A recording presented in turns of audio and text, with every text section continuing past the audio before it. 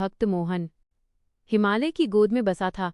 एक छोटा सा गांव शिवपुर गांव बहुत छोटा था, पर वहां के लोगों का दिल बहुत बड़ा था। हर घर में सुबह शाम ऐ नमः शिवाय की गूंज होती। इसी गांव में रहता था एक अनाथ युवक मोहन। माँ बाप बचपन में चले गए। छोटी सी झोपड़ी थी, टूटा सा बिस्तर था, दीवार पर टंगा था एक पुराना त्रिशूल, बस यही उसकी दुनिया थी। हर सुबह मोहन नंगे पांव मंदिर जाता, जल और बेलपत्र चढ़ाता और धीरे से कहता, हे भोले बाबा, मुझे धन दौलत नहीं चाहिए, बस मेरी मेहनत में बरकत देना, कभी किसी का दिल दुखाने न देना बाबा। मंदिर से निकलकर वह मजदूरी करने जाता, कभी खेत में काम करता, कभी मकान बनाता, जो भी रूखा सूखा मिलता उसी में खुश रहता।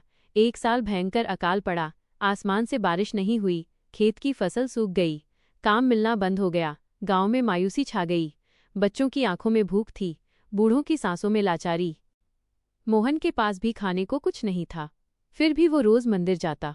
एक दिन उसने रोते हुए कहा, बाबा, अगर मेरे भाग्य में भूख लिखी है तो सह लूंगा, लेकिन गांव के बच्चे भूखे न रहें। बाबा, उनकी हंसी मत छीनना। उसकी आंखों के आंसू बेलपत्र पर गिरने लगे।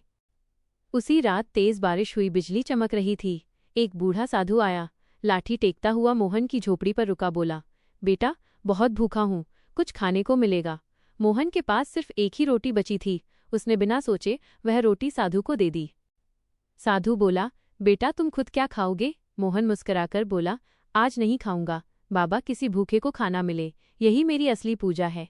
साधु की आंखों में आंसू आए। अचानक बिजली चमकी, तेज रोशनी फैल गई। साधु की जगह स्वयं भोलेनाथ खड़े थे। डमरू की गूंज हुई, दिव्य प्रकाश फैल गया। मोहन कांपते हुए जमीन पर गिर पड़ा, बोला, बाबा, मुझसे कोई गलती हो गई क्या? भोलेनाथ मुस्कुराकर बोले, नहीं वत्स, तुमने सच्ची भक्ति दिखाई है, मांगो। मोहन, क्या चाहिए?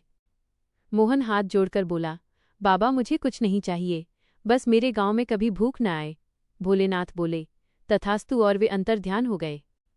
अगली सुबह सब बदल गया।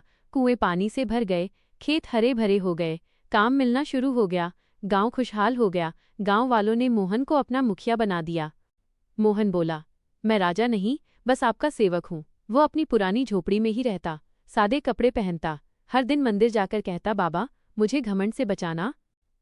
एक दिन एक व्यापारी आया, बोला, मोहन, जंगल कटवा दो, यहाँ फैक्ट्री लगेगी, मैं तुम्हें लाखों दूंगा। मोहन गुस्से में बोला, ये जंगल भोलेनाथ का है, इसे काटना पाप है। व्यापारी बोला, सोच लो, किस्मत बदल जाएगी। मोहन बोला, मेरी किस्मत बाबा ने पहले ही बदल दी। व्यापारी नाराज हो गया, उसने अफवाह फैला दी, मोहन चोरी करता है। गांव वाले शक करने लगे कि शायद पैसा खा गया। मोहन चुप रहा, उसकी आंखों में आंसू थे।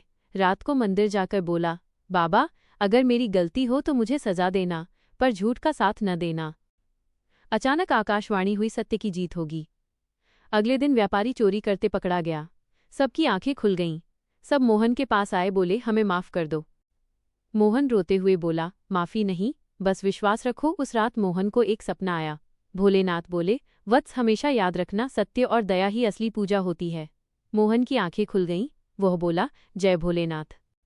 सीख और संदेश, जो सच्चे दिल से पूजा करता है, भोलेनाथ खुद उसके जीवन में आते हैं। दोस्तों, वीडियो को लाइक और सब्सक्राइब करना न भूलें। हर हर महादेव।